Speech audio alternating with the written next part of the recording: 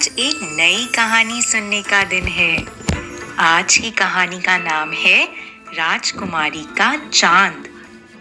तो चलिए कहानी शुरू करते हैं। एक समय की बात है, एक राजा की नन्ही लाडली बेटी आसमान से चांद तोड़ लाने की जिद कर बैठी, पर जिद पूरी ना होने के कारण वह खूब रोई और बुरी तरह बीमार पड़ गई। वैद्य, हकीम सब उसे ठीक करने में नाकाम रहे। अंत में पुत्री प्रेम में भावुक बने राजा ने यह घोषणा कर दी कि जो व्यक्ति उसकी बेटी के लिए चांद तोड़ कर लाएगा उसे वह धनवान बना देगा। राजा के इस पागलपन को सुनकर दरबारी और नगरवासी उस पर हंसने लगे, लेकिन राजा को बस अपनी लाडली बेटी के ठीक होने से मतलब था और वह इसके लिए कुछ भी करने को तैयार था। नगर में रहने वाले एक बुद्धिमान व्यापारी से राजा का दुख देखा नहीं गया। वह तुरंत उनसे मिलने आया और बोला कि मैं आपकी बेटी के लिए चांद तोड़ लाऊंगा। इतना बोलकर वह राजकुमारी के पास गया। उसने नन्ही राजकुमारी से कहा, चांद कितना बड़ा है? राजकुमारी ने जवाब दिया, मेरी उंगली की मोटाई जितना। चूंकि जब मैं अपनी उंगली उसके आगे रख देती हूँ तो वह नहीं दिखता।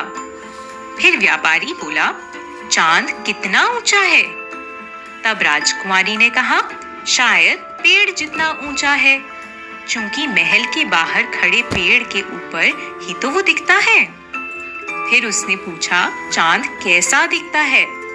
तब राजकुमारी बोली, वह तो सफेद, चमकीला, चांदी जैसा दिखता है। व्यापारी हंसकर बोल उठा, ठीक है, मैं कल ही चांद तोड़कर आपके लिए ला दूंगा। उसके बाद वह राजा को मिलकर अपनी युक्ति बताकर वहां से चला गया। दूसरे दिन व्यापारी एक चांदी का छोटा सा चांद लेकर महल में आता है और राजकुमारी से कहता है कि मैं आकाश से चांद तोड़ लाया हूँ। राजकुमारी चांद देखकर खुशी से उछलने लगती है और दिन भर उसके साथ खेलती है। अपनी जिद पूरी होने से उसकी तबीयत भी ठीक हो जाती है, पर बावजूद इसके राजा को एक चिंता थी। उन्होंने कहा, अगर राजकुमारी ने खिड़की के बाहर आसमान में चांद देख लिया तो वह फिर उससे उदास हो जाएगी। तब व्यापारी ने कहा कि उसके पास इसका भी समाधान है।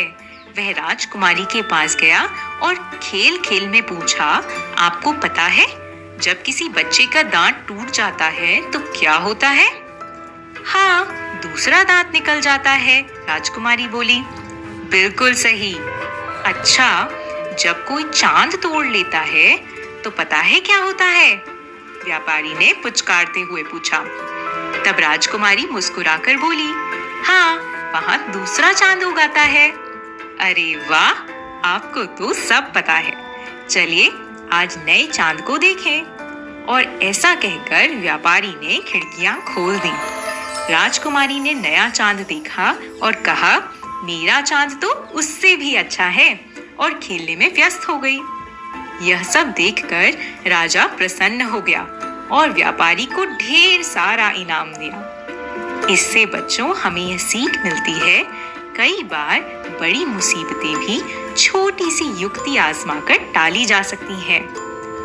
अब आप आंखें बंद करिए और सपनों की दुनिया में चले